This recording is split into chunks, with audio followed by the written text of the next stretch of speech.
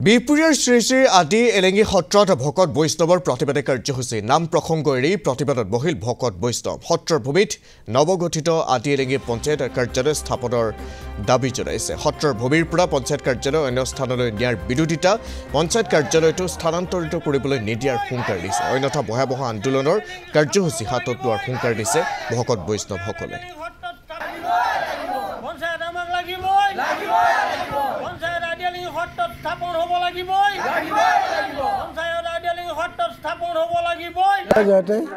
DY635 চেনেলৰ সকলো কৰ্মকৰ্তা অনুষ্ঠানলৈ আমাৰ সত্ৰৰ ফালৰ পৰা আমি আন্তৰিক ধন্যবাদ জ্ঞাপন কৰিছোঁ কিয়নো আমাৰ বিশেষকৈ আজি মোৰ মন ভাল নহয় এটো কাৰণে যে আমি যেতিয়া এই এটা সমা অঞ্চলত আদিলিঙি সত্ৰ আছিলোঁ তেতিয়া আমাৰ সত্ৰলৈ এটা গাঁও পঞ্চায়ত অনুষ্ঠান চৰকাৰে অনুমোদিত কৰিছিল আৰু সি আজি পলিটিক্যালি হওক বা সামাজিকভাৱে হওক সেই সকলো জনসাধাৰণে এটা কুবুদ্ধি কৰি আমাৰ এই জেগাৰ পৰা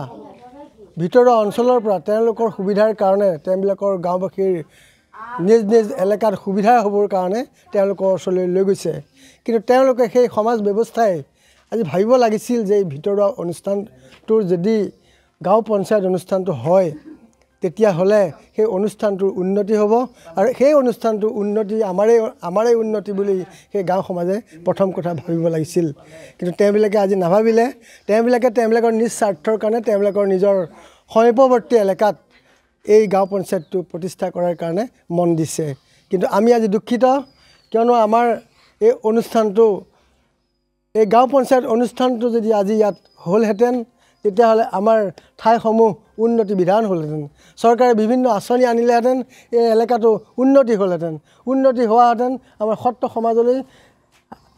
মানুহ বিভিন্ন জেগাৰ পৰা অহাৰ সুবিধা পালেহেঁতেন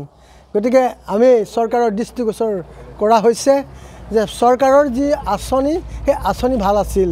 কিন্তু আজি অনুষ্ঠানটো লৈ যোৱাৰ আঁচনিটো আমাৰ কাৰণে আজি দুখিত আমি সকলো সমাজে আজি প্ৰতিবাদ কৰিবলগীয়া হৈছে আমি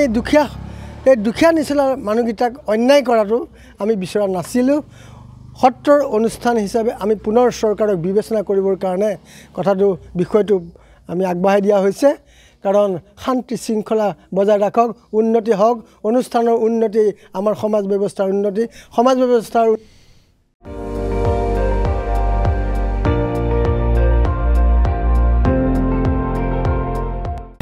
আপুনি চাই আছে ND24 সৰ্বশ্ৰেষ্ঠ নহয় সৰ্বোত্তমৰ দৌৰত